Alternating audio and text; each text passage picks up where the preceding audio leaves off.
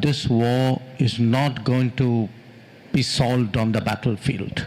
At the end of the day, people are going to return to some kind of negotiating table. The needle is moving more towards the reality of a negotiation. Foreign Minister Jaishankar, I want to ask you and ask all of you in a moment, the major war roiling Europe. So you get a lot of cheap oil still from Russia, I believe. Cheap I energy. get oil, yes. Huh? I get oil, yes. Yeah, It's right. not necessarily cheap. But it's Russian. If you have a better deal, I'm willing to look at it. But it's Russian, and it's a good deal for you, despite sanctions and all the rest of it.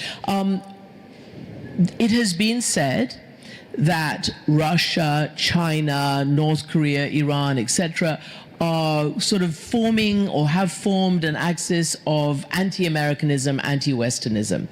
And I want to know, does India have a role to play, or what do you believe will be the momentum on this Russia invasion of Ukraine and the resolution? I know the Foreign Minister Lavrov is going to speak.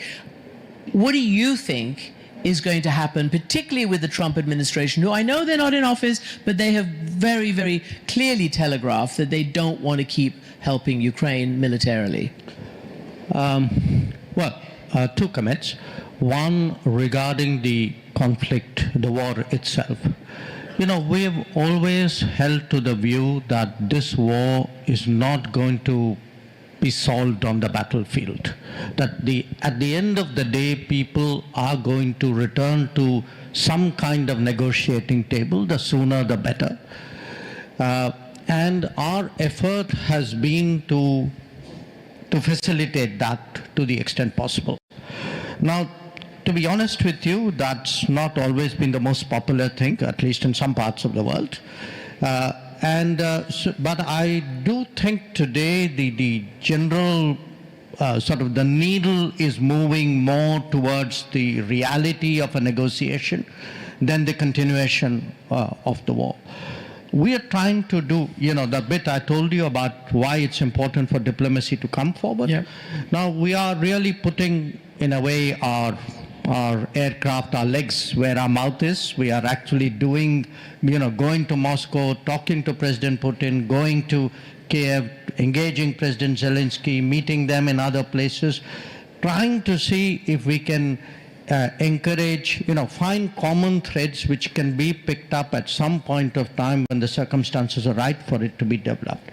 We're not attempting a peace plan. We're not doing a mediation in that sense. We are doing multiple conversations and very transparent about telling each party, saying, look, at the end of the conversation, this is what we're going to tell the other party. We think that's, at this point of time, the most useful country diplomatically. We also believe in this, that we articulate the sentiments and the interests of the global south, 125 other countries who have found their fuel costs, their food costs, their inflation, their fertilizer costs impacted by this war. So there is a constituency out there which says, please do this, please, you know, carry on with this. And quite honestly, in the last few weeks and months, I've even seen this sentiment expressed by European leaders, major European leaders, who are actually telling us, please keep engaging Russia and engaging Ukraine. We welcome that. So we do think that things are moving somewhere in that direction. Your second point about, you know, is there such an axis? Look, perhaps in your world it sounds very effective and dramatic to sort of make this this sort of sweeping assertion. I didn't make it up. Yeah, they did. No, but in my world, that's not the reality. You know, every country has its interests. They agree some, they disagree some, they work some. Sometimes the same countries work in different combinations in different issues. The reality is much more complicated, much more granular.